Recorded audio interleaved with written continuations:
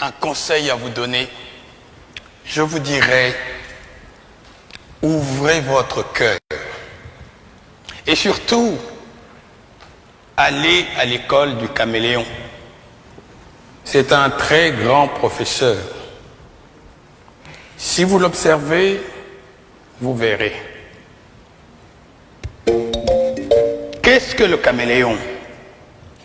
D'abord, quand il prend une direction, il ne détourne jamais sa tête.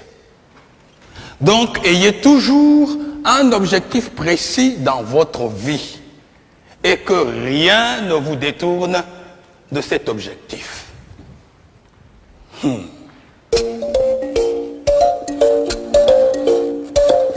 Et que fait-il, le caméléon? Il ne tourne pas sa tête. C'est son œil qu'il tourne. Le jour où vous verrez un caméléon, regardez, vous verrez, c'est son œil qu'il tourne. Il regarde en haut, il regarde en bas.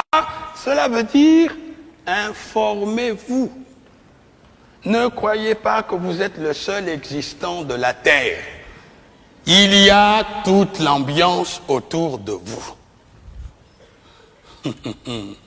Et que fait le caméléon quand il arrive dans un endroit? Il prend la couleur du lieu. Ce n'est pas de l'hypocrisie. C'est d'abord la tolérance et le savoir-vivre. Se heurter les uns les autres n'apporte rien.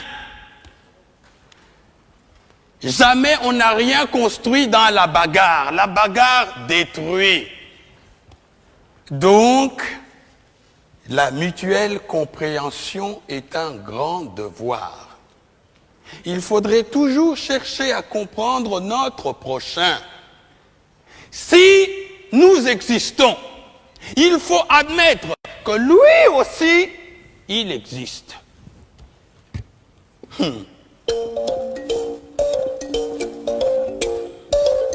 Et que fait-il, le caméléon?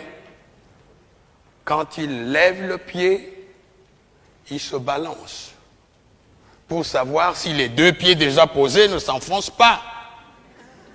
C'est après seulement qu'il va déposer les deux autres. Il balance encore, il lève. Cela s'appelle la prudence dans la marche. Sa queue est préhensible. Il l'accroche.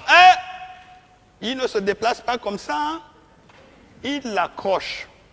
Afin que si le devant s'enfonce, il reste suspendu. Cela s'appelle assurer ses arrières.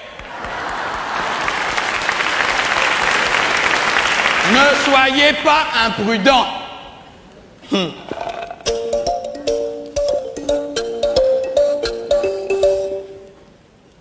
Et que fait le caméléon quand il voit une proie? Il ne se précipite pas dessus, hein? Il envoie sa langue. C'est sa langue qui va la chercher. Car la petite proie ne vous dit pas qu'elle ne peut pas vous faire mourir. Alors, il envoie sa langue. Si sa langue peut lui ramener sa proie, il la ramène tranquillement. Sinon, il a toujours la ressource de reprendre sa langue et d'éviter le mal. Ne soyez pas imprudent. Allez doucement dans tout ce que vous faites. Si vous voulez faire une œuvre durable, soyez patient, soyez bon, soyez vivable, soyez humain.